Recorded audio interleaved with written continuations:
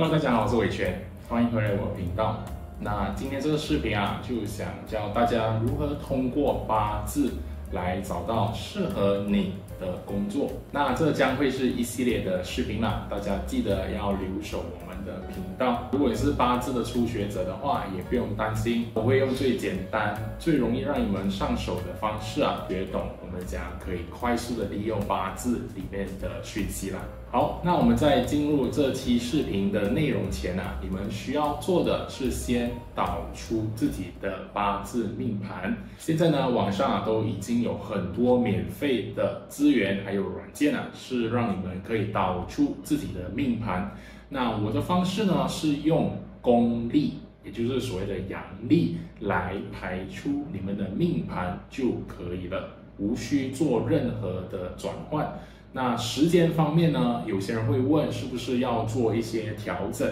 那我的做法呢，也是不做任何的调整。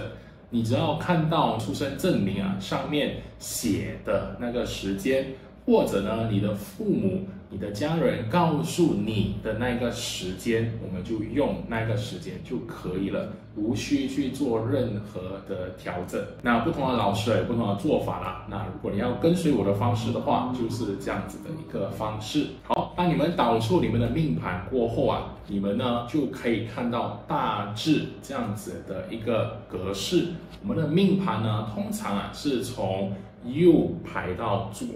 所以你看到右边呢是年、月、日、时这4个部分。我们这一系列的视频啊，将会用到的是月份的这个部分。那当你们看到这个月柱的时候啊，通常呢我们分天干还有地支。上面呢我们就叫天干，下面呢是地支。我们的这个例子里面啊，它的一个月柱我们会念为壬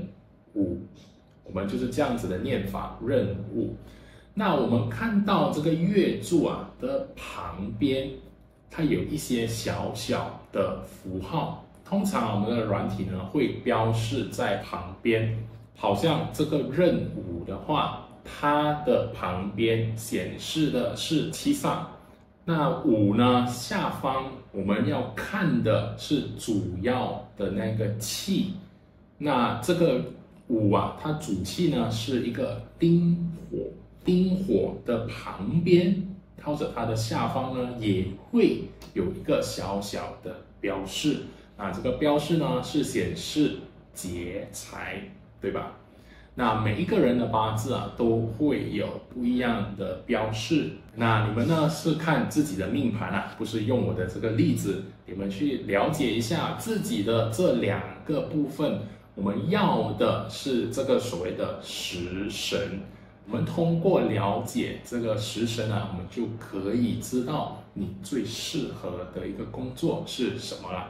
好，那大家得到你们八字的这个月柱的部分了吗？那如果有了这个资讯的话，我再跟大家简单讲解一下。我们的月柱啊，在八字分析里面，它通常代表的是我们的事业、我们工作，我们在这个世界、在这个社会里面呢，创造的一个价值是什么？我们要理解我们的工作性质啊、工作环境啊、工作的一个方式啊，我们都是通过分析月柱就可以了。那当然，如果你有学过更全面的一个八字分析的话，当然我们会考虑其他的因素在里面。但是呢，因为这个是一个非常简单基础的教学课程啊，所以呢，我们只是专注在月柱的部分。好，那以上呢就是我们简单的介绍。接下来呢，我就按照不同的食神啊，给大家一些分析，他们适合的工作是什么。如果你的月柱的这个地支的部分是有食神，那我们会称这个人啊，其实是好像艺术家的一个感觉。那如他名字所言啊，他就好像一个对食物、对艺术、对创作、对一些比较文化艺术类的东西啊，都有特殊的能力、特殊的天分啦。那大家身边啊，肯定会有这样子的一些人。他们对每一些生活的美感啊，一些设计啊，他们穿的衣服啊，他们的鉴赏能力，品尝美食，享受美食，对艺术、文化、历史的东西啊，都特别感兴趣的话，很有可能呢，他的八字里面就会是这样子的一个格局，就是说他可能是比较偏向于食神的命格，所以呢，他们的能力啊，很多呢都是在创作方面，在艺术鉴赏，或者呢创造某一个新的东西，创造某一种的产品啊、文字啊、图片、视频，总之呢，所有有关创造，从无生有，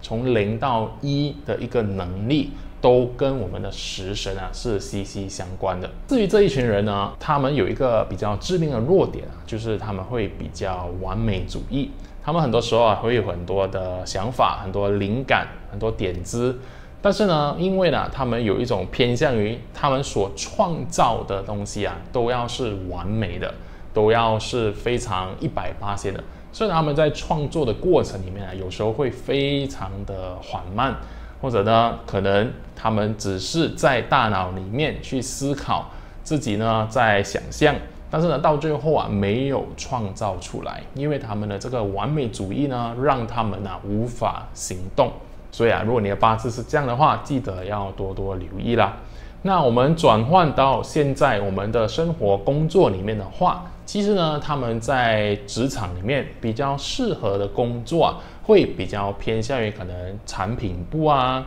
营销、文宣、宣传这些部分呢，都比较适合他们，因为呢，这些部门啊，都需要你呢发挥自己的创意、自己的想象，去设计某一个产品，或者呢，去设计某一些宣传文案。拍视频，拍一些图片，写一些文字来宣传你公司的一些产品，对吧？那这个啊，对食神人来说啊，就是最符合他们的一个工作内容啦。我们其实啊，也有很多所谓的内容创作者，对吧？你看到 YouTube， 在 Instagram， 在不同的平台，都会看到有很多的人呢，拍视频啊，在做分享啊。那很有可能呢，大部分的人啊，都是比较偏向于食神的一个人呐。在餐饮业里面，厨师的这个身份啊，很有可能也是比较偏向于食神，